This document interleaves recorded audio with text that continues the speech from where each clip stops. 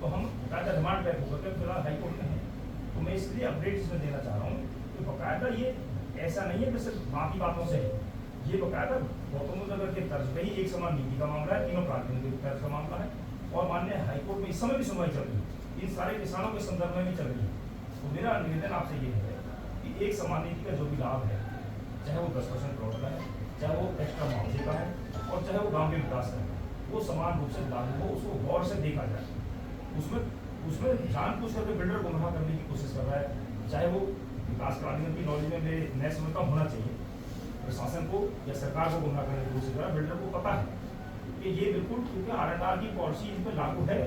और ये भी उसमें लिखा है कि बकाया करार की राशि, अब जैसे इन्होंने रजिस्ट्री करी थी तो जो उस समय पर रजिस्ट्री में क्या होता था कि जैसे जो भी रेट सर्कल रेट चल रहा है उसमें रजिस्ट्री हो जाती है, ऐसे ही हमारे यहाँ भी कराएगी। करार का मतलब ये होता है कि अगर कोई ऐसी राशि जो कि सहमति से तय होगी किसानों के बीच में, तो उसको जोड़ दिया जाता था। तो हमारे यहाँ जब वहाँ लगभग 240 42 का मुआवजा था, उसमें करार राशि 600 कुछ रुपये जोड़ करके 850 मुआवजा तय होता। लेकिन वो जो करार की राशि है ना तो गौतम बुद्ध नगर थी और ना ही वो हाईटेक सिटी बिल्डिंग थी, तो करार की राशि भी मिलनी है, इनके लाइसेंस में लिखा है और लाइसेंस में भी लिखा है और MOU में भी लिखा है। इसलिए मैं बताना चाह रहा हूँ करार राशि भी नहीं दिएगा मुझे। इन पहलुओं को आप जरूर देखें, इनको ये चर्चा कभी से होनी चाहिए। बहुत बड़ी अनियमितता इन्होंने हमारे साथ करी, ना ही प्लॉट दे रहे हैं, ना कोई रोजगार दे रहे हैं और अपनी मर्जी से जिन लोगों की जमीन बची हुई थी उसको भी गाँव की एक तरफ लगा दिया। जैसे किसी की जमीन थी तो कहा कि हमारा प्रोजेक्ट हमें निकालना है, तो अगर किसी को अब भी जो 8% प्लॉट दे रहे हैं वो कहाँ दे रहे हैं, विकसित सेक्टर में नहीं दे रहे हैं, कुछ लोगों को लगाए नहीं है तो वो उसी गाँव के बगल में बाड़े एक तरफ लगा दिया, रास्ते भी ऐसे बना दिए 6-6 मीटर का 8 बनाया नहीं। बकायदा इसमें लिखा है कि 12 मीटर के रास्ते होंगे मिनिमम,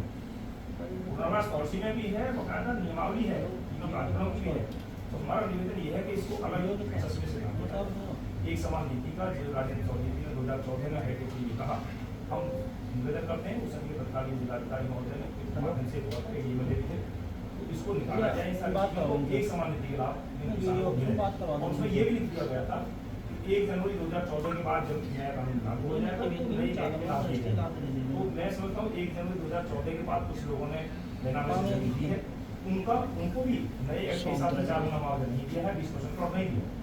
तो इसको नए जो 2014 के बाद वाले हैं, 13 के बाद वाले हैं, उनको नए एक्ट का लाभ भी मिलना है। तो ये सारी चीज़ें अधूरी पड़ी,